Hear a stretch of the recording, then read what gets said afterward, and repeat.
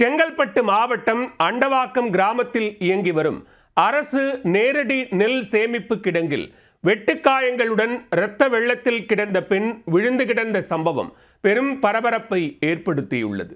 பெண்ணுக்கு நடந்தது என்ன?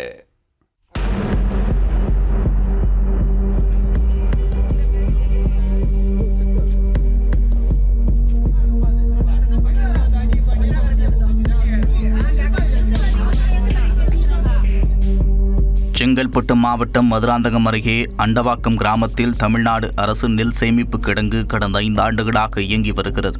இதில் அண்டவாக்கம் பாரதியார் தெருவைச் சேர்ந்த முத்துலட்சுமி மற்றும் அவரது கணவர் சங்கர் ஆகியோர் வேலை செய்து வந்தனர்.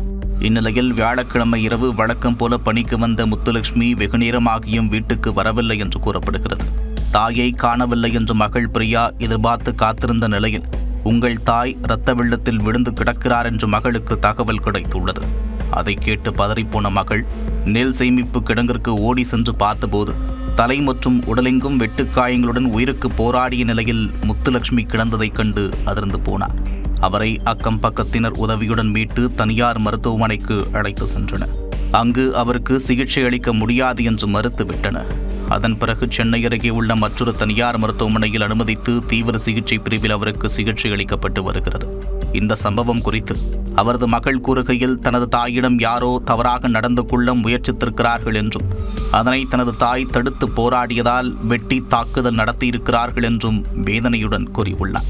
அங்கு வடமாநிலத்தவர்கள் பலர் வேலை செய்து வருவதாகவும் அவர்கள் மீதுதான் தங்களுக்கு சந்தேகம் இருப்பதாகவும் விளக்கமளித்துள்ளார். எங்கள் அம்மா வேலைக்கு வந்துட்டாங்க சார். எங்கள் அம்மா துணிச்சனால சார். எங்கள் அம்மா மேலே யாரோ குடிச்சு கை வச்சுக்கிறாங்க. எங்கள் அம்மா எதோ அவனை அடிச்சுக்கிறானுங்க. இந்த அடி அவனை பண்ணி எதுவும் பண்ணிக்கலாம் சார். எங்கள் அம்மா இதான் உண்மை சார். ஆனால் வேறு எதுவுமே கிடையாது. எங்கள் அம்மா கண்டிப்பாக இதுதான் அவங்க பண்ணிருப்பானுங்க. வேறு எதுவும் சந்தேகம் தான் சார். சந்தேகம் சார் நைட்டு. இது குறித்து நெல் சேமிப்பு கிடங்கில் உள்ள அதிகாரியிடம் கேட்டதற்கு உரிய பதில் இல்லை. இந்த சம்பவம் குறித்து மதுராந்தகம் போலீசார் வழக்கு பதிவு செய்து விசாரித்து வருகின்றனர். பெண்ணை கொடூரமாக வெட்டி தாக்குதல் நடத்தியவர்கள் யார், எதற்காக பெண்ணின் மீது தாக்குதல் நடத்தப்பட்டது என்பது குறித்து நெல் சேமிப்பு கிடங்கு ஊழியர்களிடம் போலீசார் விசாரித்து வருகின்றனர். குற்றவாளி சிக்குவாரா?